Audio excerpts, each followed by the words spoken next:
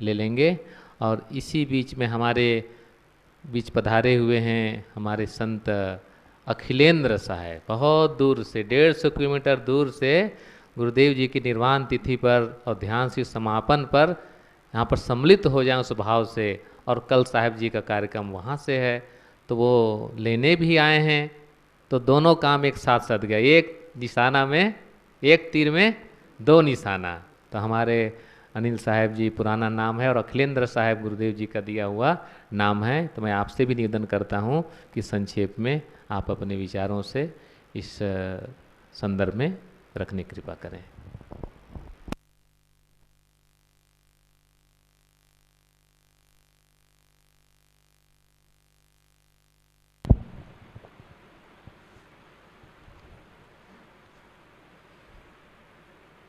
पूज्यवर साहेब जी, अर्चनी वन्नी संत समाज, धर्म प्रेमी सज्जनों, श्रद्धा मूर्ति माताओं, प्यारे बच्चों, ध्यान शिविर का अनुभव तो यहाँ ध्यान किए उनसे सुनना चाहिए, लेकिन साहिब जी का आदेश है इसलिए कुछ कहने का प्रयास करूं।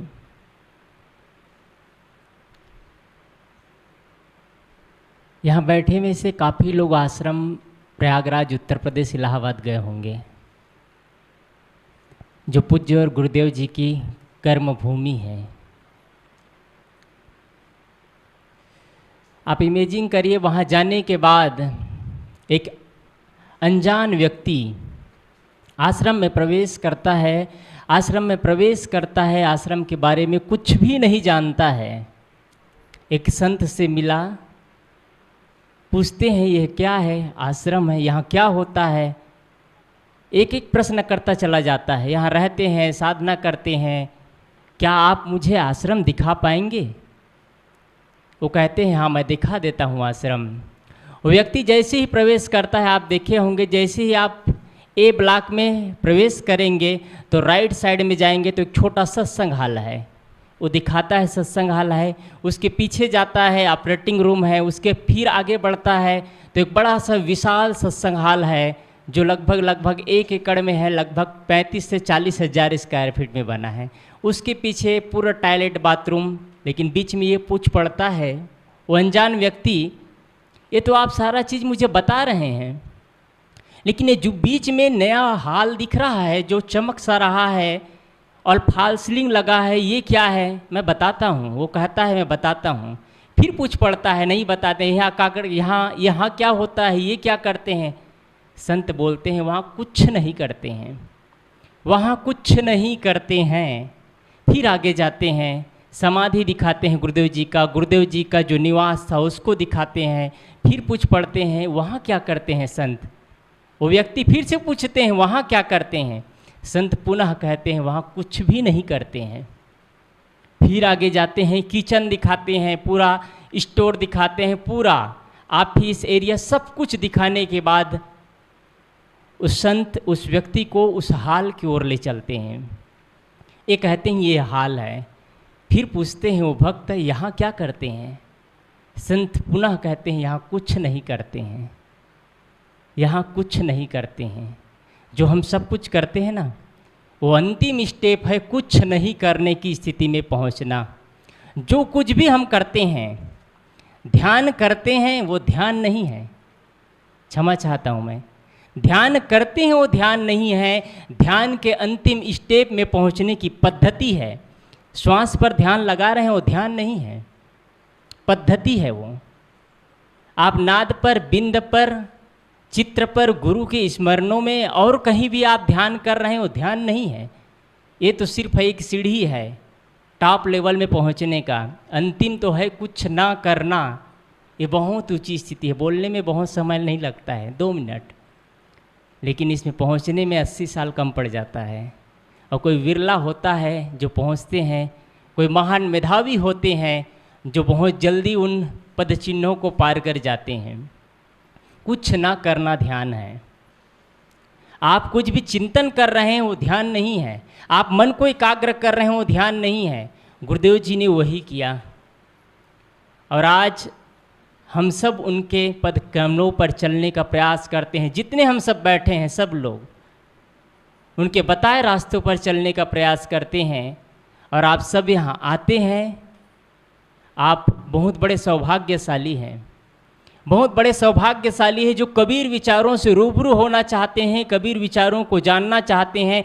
नहीं तो आज आपके पूरे गांव में, आप इसी करही भदर में देख लीजिएगा, पूरे करही भदर में एक गांव आप कोई 2-4 घर बच गया होगा, सौभाग्यशाली है जिस घर में देवी देवता हवन तर्पण ना हो, जिस घर के बच्चे अंडा मांस मछली गुटखा शराब ना खाता पीता हो, कोई बिरला घर बचा है। पूजा तो रोज हो रही है, जड़ चीज़ों की पूजा सिखाया जा रहा है। इसी परिवार, इसी समाज में अभी बैठे लोगों में ध्यान तो आप करते हैं, लेकिन माता पिता की पूजा नहीं जानते हैं। घर के बच्चों को माँ बाप की पूजा नहीं सिखाते हैं। अभी कुकरेल में चल रहा है प्रदीप मिश्रा का, छत्तीसगढ़ को लूटते हैं वो, सीधा खड़े शब्दों में क्षमा चाहता हूँ मैं। आपके सीहोर में चले जाइए, कोई कार्यक्रम नहीं होता है उनका, कोई कार्यक्रम नहीं चलता है सीहोर क्षेत्र में। छत्तीसगढ़ में अभी 2 महीना के अंदर 4 बार कार्यक्रम हो चुका। बालोद में हुआ, भिलाई में हुआ, रायपुर में हुआ, ये कुकरेल धमतरी में हो रहा है। पूरा आप महापुराण खोल करके देख लीजिए, उसमें कोई टोटका नहीं है, और उनका एक पूरा ग्रंथ बन गया है टोटका का पूरा। और इसमें करने वाले अधिकतम लोग हैं। भोले में पानी चढ़ाएंगे, वो भोले में पानी चढ़ाने की ज़रूरत नहीं है। अपने माता पिता की सेवा करिए, अपने पति की सेवा करिए, अपने बच्चों की सेवा करिए, समाज की सेवा करिए। इससे बड़े भोले और कौन हो सकते हैं। आप कबीर विचारों से रूबरू हो, एक कर्मकांड और पाखंड में फंस करके, उलझ करके अपनी ज़िंदगी को बेशकीमती लम्हा मिला है। आज ज़िंदगी को हंस करके जी सकते हैं हम, आज हम अपने जीवन को बेहतरीन बना सकते हैं। कल वक्त नहीं रहेगा हमारे पास में। आज हमारे चेहरे पे मुस्कान हो सकता है, मन में हम एकदम आनंद से जी सकते हैं। बाकी तो पता नहीं कब किस वक्त क्या हो जाए। इसलिए आप लोग सौभाग्यशाली हैं जो कबीर विचारों से रूबरू होना चाहते हैं। और आप सभी को धन्यवाद है जो ऐसे विचारों से रूबरू होते रहे। पूज्य श्री उबार साहिब जी यहाँ व्यवस्था देखते थे, उनके रहे, उनके जाने के बाद इस आश्रम में बहुत कुछ विकास हुआ। और वो विकास का कारण आप सब लोग हैं। लेकिन अभी वर्तमान में यहाँ व्यवस्था देख रहे हैं पूज्य श्री सुशांत साहिब जी, पूज्य श्री देवेंद्र साहिब जी, उनकी इंजीनियरिंग, उनका मेहनत किए हैं। तब आज इस आश्रम का एरिया देखिए, उन लोगों की मेहनत से श्री दिनेंद्र साहिब जी और पूज्य साहिब जी के सानिध्य में जो ध्यान शुरू होता है, हर साल वो इतना समय देते हैं। आप सबका मेहनत, आप सबका सहयोग है। एक छोटा सा आश्रम था, आज विशाल रूप आयाम ले चुका है। आप सबके सहयोग है। आप सब आते रहें, जितना बन सकता है। सबसे बड़ा अगर देने लायक कोई चीज़ है, कोई है कुछ, तो समय का दान, समय दान करिए आप। सबके पास हस्ती नहीं कि धन दे सके, लेकिन समय आप दे सकते हैं। और धन आप सब बिना ज़्यादा प्रेशर डाले, बिना कुछ कहे आप सहयोग करते हैं, तब यह आश्रम इतना विकास हुआ है। आप सबों को बहुत बहुत धन्यवाद है। और पूज्य और साहिब जी को आभार है जो कि मुझे समय दिए। आप साहिब जी को साहिब बंदगी।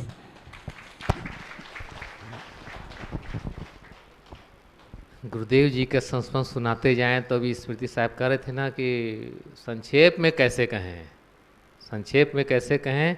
उनकी स्मृतियां ही इतनी हैं, लेकिन समय की नजाकत है, समय के अनुसार चलना पड़ता है। और चलते चलते हमारे यायावर संत और संतों के पत्रकार हमारे आदरणीय संत यतीन्द्र साहिब जी से निवेदन करता हूँ। इस आश्रम से बहुत बचपने से जुड़े हुए, इनके दादाजी यहाँ के कभी महंत हुआ करते थे। और बगल गांव के हमारे सांकरा, वहाँ के आप पैदाइशी है, जन्मभूमि है। तो जन्मभूमि एक कर्म भूमि यहाँ है।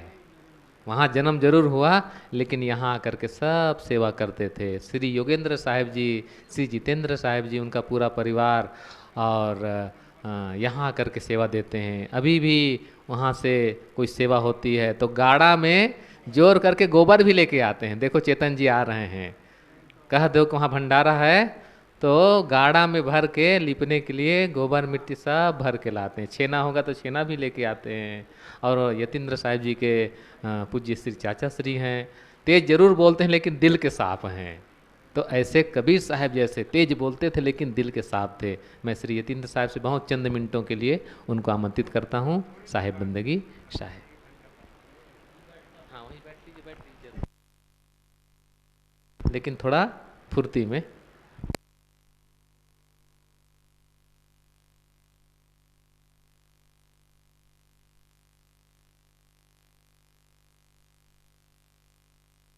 बोलिए सदगुरु अभिलाष साहेब की जय। मुद मंगलमय संत समाज, साध्वी बहनों, श्रद्धा मूर्ति देवियों और देवताओं, ध्यान शिविर में आप सब भाग ले रहे थे। काफ़ी कुछ आपने सीखा है। मैं भी यहीं के लिए आ रहा था, बिहार में था, लेकिन आते आते एक प्रोग्राम बन गया। यहीं बाजू में एक कोसमर्रा है, वहाँ 8 दिनों का कार्यक्रम बना, तो फिर चाहते हुए भी नहीं आ सका, वरना आम तौर पर मैं ध्यान शिविर में यहाँ रहा करता हूँ। सदगुरु अभिलाष साहेब की आज 12वीं पुण्यतिथि भी हम मना रहे हैं ध्यान शिविर के साथ, और दोनों एक ही चीज़ के अलग अलग नाम हैं। सदगुरु अभिलाष साहेब को आपने देखा है, उनको बोलते देखा है, उनको खाते देखा है, उनसे आपने बात किया है, उनकी सेवा की है, वो घर में आए हैं और हर तरीके से देखा है उन्हें। आप सोचिए, वो एक साधारण सा आदमी 1943 माफ़ करिए 33 के साल में पैदा हुए थे, बचपने में रहे हैं और बालक रूप में एक जिम्मेदारी आई थी घर में। 9-10 साल की उम्र में घर संभाल रहे थे। वो भी आप जैसे ही इंसान थे, बावजूद इसके इस मुकाम पर कैसे पहुँचे होंगे कि लोग उन्हें जीवित कबीर कहने लगे। वो दिन भर ध्यान भी नहीं करते थे, दिन भर लिखते भी नहीं थे, दिन भर पढ़ते भी नहीं थे, दिन भर बात भी नहीं करते थे, लेकिन दिन भर क्या करते थे, ये बड़ी बात है उनकी खूबी। वो आखिर दिन भर करते क्या रहते थे? सोते जागते उठते बैठते। वो दिन भर जब भी कुछ कर रहे होते थे तो कुछ भी नहीं कर रहे होते थे। इस बात को थोड़ा समझने की कोशिश करें। यही इस ध्यान शिविर का और ज़िंदगी का सार है। उन्होंने काफ़ी पढ़ाई की है, बहुत पढ़ाई की अपने ज़माने में, तमाम साहित्य और जहाँ से मैगज़ीन मिलती थी, जहाँ से लोग उनको मिलते थे, सबको सुनते थे, समझते थे। बड़ी तीव्र मेधावी बुद्धि रही है, पढ़े जमकर, सुने जमकर, और कबीर साहब को खूब पढ़े, तमाम साहित्यकारों को पढ़े, बड़े से बड़े वैज्ञानिकों से मिले, और जब वो मिलते, लिखते, पढ़ते, सुनते रहते थे तो इस कदर उनका भाव होता था कि वो बिल्कुल सब कुछ को एब्जॉर्ब कर जाते थे, सब कुछ को अपने में पी लेते थे, समा लेते थे, और फिर भी कुछ नहीं कर रहे होते थे। ये उनकी सबसे बड़ी खूबी है। जो भी ध्यानी पुरुष होंगे, जो ध्यान के शिखर पर होंगे, वो कुछ भी नहीं कर रहे होते हैं। जाने अनजाने में आप भी इस स्थिति में होते हैं। रात सोते हैं तो कुछ कर नहीं होते हैं, रात जब सोते हैं गहरी नींद में तो आप भी कुछ नहीं करते हैं, और पूरी ऊर्जा और एनर्जी के साथ सवेरे जागते हैं। रात में कहीं डीजे बज रहा हो, किसी ने कुछ बोल दिया हो, नींद ना आए तो उस बेचैनी से नींद उड़ जाती है। आपने देखा, अभी ये कुछ घटना हुई थी एक साध्वी के साथ, नींद ना आने की वजह से वो दुनिया से ही विदा हो गई। तो नींद ना आना बहुत बड़ी बीमारी है, जब विचार चलते हैं और बीमारियां होती हैं। ऐसे ही एक अवस्था आपकी भी आनी चाहिए, जो रात में बड़ी गहरी नींद में खुद सोए हैं बिस्तर पर, एक टांग नीचे भी लटक रहा हो या चादर गिर गई हो, पता नहीं चलता है। उस स्थिति में कितनी गहरी नींद में होते हैं, कितनी एनर्जी आप ले रहे होते हैं और कितना आनंद में आप होते हैं। यही काम आपको जानते जानते करना है। बाकी सारा काम करते रहें, सारा व्यवहार करते रहें, और एक ही काम करना है कि आप अपने को जानते रहें, होश में रहें, और ऐसा कुछ भी ना करते हुए भी सब कुछ करते रहें। बस इतना बोध रहे कि मेरी आत्मा मेरे भीतर है, उसके जरिए मैं कर रहा हूँ, और जो करूँगा वो ईमानदारी से करूँगा, क्योंकि मेरी आत्मा की आवाज़ ईमानदारी की है। बस इसी ईमानदारी में, आत्मा की आवाज़ में जीकर अपना सारा व्यवहार करते रहें, तो आपको कसम खाने की ज़रूरत नहीं है कि मैं पाप नहीं करूँगा या गलत कर्म नहीं करूँगा। आपसे हमेशा अच्छा काम होगा, और अच्छा काम और अच्छे कामों को लेके आएगा, और भीतर आप मौन होते चले जाएंगे, शांत होते चले जाएंगे, और एक दिन आप अपने आप को शिखर पर पाएंगे, ध्यान के शिखर पर, स्वयं के केंद्र में। यही आपकी अंतिम स्थिति है, यहाँ हम सबको यात्रा करना है, जागते हुए, समझते हुए, आत्मा की आवाज़ को सुनते हुए। बहुत मेहरबानी संचालक साहब श्री देवेंद्र साहब जी और यहाँ के आश्रम संचालक संत श्री और अपने गुरु भाई सुशांत साहब जी, जिनका आप लोगों ने भरपूर सहयोग दिया, प्रेम दिया हर तरीके से, और पूज्य श्री साहब जी जिन्होंने अपने मीठी और मधुर वाणियों से ध्यान की विधियां सिखाते रहे, और उन गुरुदेव साहब को जिनकी वजह से हम यहाँ बैठे हैं, आप सबके पावन श्री चरण कमलों में वंदन करते हुए अपनी वाणी को यहीं पर विराम दे रहा हूँ। बोलिए सदगुरु कबीर साहेब की जय। साहेब बंदगी साहेब। अभी हम लोग बहुत संक्षिप्त में और थोड़े में सारगर्भित बातें हमारे संत यतीन्द्र साहब जी से हमने सुना। और गुरुदेव जी का व्यक्तित्व ऐसा था कि सबको बढ़ाने के लिए आगे बढ़ाते रहते, उनको साहस देते थे।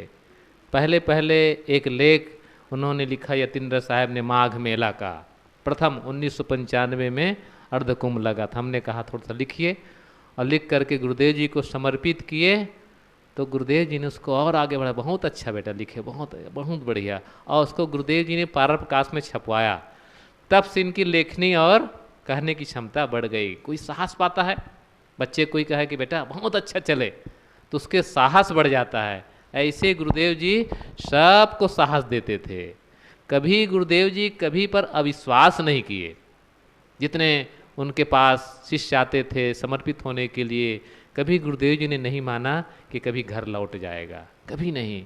जब तक रहेगा उसको साहब ने निभाया, और अपने से लौट जाता था तो कोई, लेकिन गुरुदेव जी कभी अविश्वास नहीं करते थे। ये गुरुदेव जी की विशेषता थी, जो साधना के पथ पर हम सबको संबल दे करके आगे बढ़ाया। ऐसे गुरुदेव को शत शत नमन। बहुत सी बातें हम लोग उनकी जानते हैं, कुछ नहीं भी जानते हैं, उन बातों को संत जन बताते रहते हैं।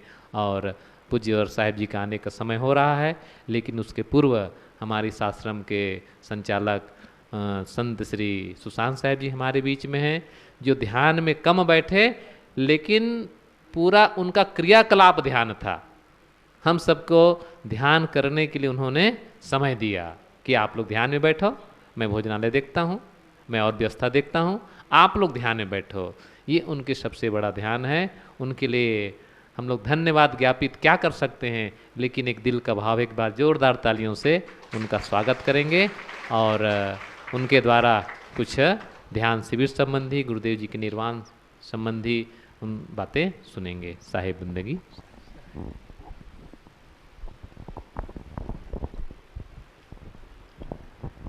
बोलिए सदगुरु कबीर साहेब की, संत समाज की। परम पूज्य श्री साहेब जी, मुदमंगल में संत समाज, इस ध्यान शिविर में आए हुए समस्त अतिथिगण, सज्जन वृंद, माता बहनें, अभी हम सब संतों से गुरु जी की जीवन की स्मृतियाँ सुन रहे थे, और ये सुंदर सुनहला अवसर पितृपाक का, मैं तो परम पूज्य श्री उबार साहेब जी के सानिध्य में रहा और उनके निकट रहा, और यहाँ भी उन्होंने ध्यान की परंपरा कराई, शुरुआत किए। तो हमारे पूर्व आदि गुरु कबीर साहब, जिनके साधना के जीवन के अविरल धारा आज हम सबके बीच बह रही, और उसको बहाने वाले कितने संत गुरुजन हुए, सदगुरु हुए, इस पथ के पथिक आज भी वर्तमान जीवन में हम देखते हैं उन संत गुरुजनों को, जिनके आधार छत्र छाया में हम सब सुंदर उस जीवन के निर्माण के लिए आगे बढ़ रहे हैं जहाँ अनंत शांति। और गुरु की महिमा जितनी कहा जाए कम ही है, कम ही है। गुरु की महिमा अनंत है, कबीर साहब ने कह दिया, औरों की क्या बात कहें, जिन्होंने ये परंपरा चलाई, उनके पीछे चले लोग। गुरु की महिमा अनंत है, अनंत किया उपकार, और लोचन अनंत उघारिया अनंत दिखावनहार। अनंत की दिशा में हमें ले जाने वाले ऐसे महान सद्गुरु संतों का। और ये पितर पाक, पितरी को याद करने, हमारे पितर हैं सब, जो गुरुजन पार हो गए, अपनी जीवन नौका पार लगा लिए, उन पितरों का जो सद्गुण है उन्हें हम याद करें। और याद कर ही रहे हैं अपनी अपनी तरीके से। याद करने का तात्पर्य है जीना। वास्तव में हम कितना जी पाते हैं, वही जीवन का तो संदेश जी के दिए। और कोशिश हमारी भी है, हम सबकी भी है। संसार के सब कामों में आदमी ध्यान देता है, करता भी है, किंतु जो असली काम है उसी का आदमी छोड़े रहता है। वो असली काम क्या है? यहाँ शुरुआत, ये बीजारोपण, ये ध्यान शिविर का गुरुदेव जी ने तो ध्यान की विधा के लिए प्रयत्न किए, ध्यान शिविर के लिए आज चल रहा। और साहेब कबीर ने तो कह दिया, सहज ध्यान रहो, सहज ध्यान रहो, गुरु के वचन समाई। वो सहजता कब आएगी? जब अभ्यास बनाएंगे। मैं उदाहरण देता हूँ, कोई किसान का बेटा हो और पहली बार अगर हल पकड़े तो सीधा चलेगा क्या? चलने वाला नहीं। हमने पकड़ा है हल का मूठ और उसमें फाल लगा होता है, नास। कभी वो इधर जाता है, कभी वो उधर जाता है, कभी बैल के पैरों में पड़ जाता है। अब जब वो अभ्यास करता है, धीरे धीरे चलाते चलाते चलाते चलाते इतना सुंदर क्यारी बनता है कि क्या पूछना। और उसमें बीज डालो, फिर उसमें फसल लहलहा उठता है। वैसे ही सद्गुरु ने ये विधा बनाई ध्यान की। बिना अभ्यास के कुछ होने वाला नहीं, इसलिए ये अभ्यास कराया जाता है। और साहेब कबीर ने क्या कहा? करत करत अभ्यास के जड़मती होत और रसरी आवत सिल पर परत। तो ऐसे ही हमारे जड़ बुद्धि में भी ज्ञान के बीजों को रोपण करने वाले सद्गुरु संत जन, उन सद्गुरु संतों का कृपा आभार। और ये जो देन है, साहेब जी की भावना रही कि ध्यान कक्ष यही बने, श्री वार साहेब जी का। और आप सब संत गुरुजनों की कृपा से यथावत ये चल रहा। और परम पूज्य श्री साहेब जी को निवेदन किया, ये अनुमत अभी भी निवेदन करता हूँ कि जब तक जीवन रहे ये ध्यान की विधा इस परंपरा में चलता रहे।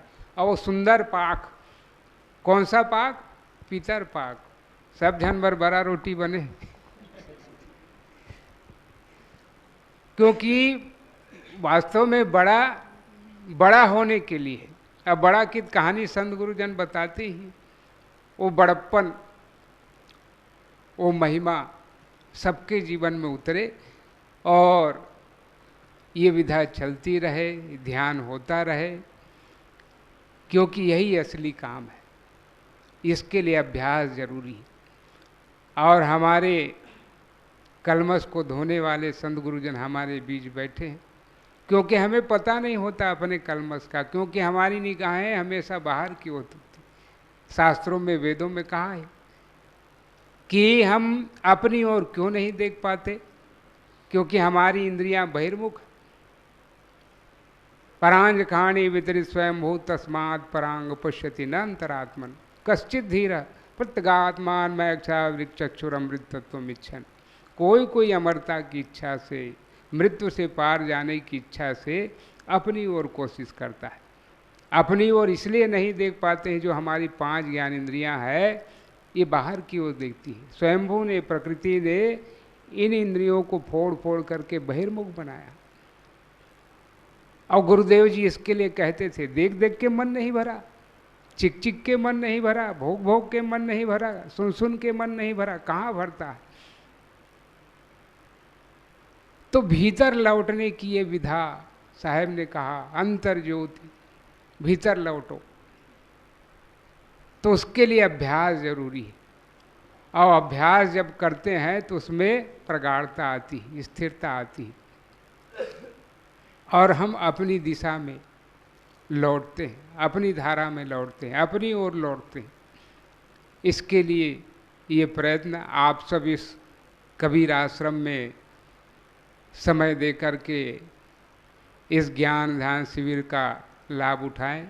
इसके लिए मैं बहुत बहुत आप सबको, जितने यहाँ पर आए हैं, सबको साधुवाद ज्ञापित करते हुए और सद्गुरु संतों को स्मरण करते हुए, जितने हमारे दादा गुरु, बाबा गुरु, जितने गुरु हैं, जो जिस प्रकार से गांव के लोग अपने माता पिता को याद करते हैं, उन गुरुजनों को याद करके अपनी दशा की ओर हम सब लौटें।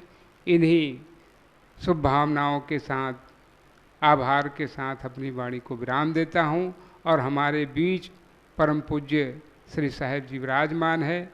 उनके अमृत वचन, आशीर्वचन हम सब लेंगे। बोलिए सद्गुरु कबीर साहेब की जय।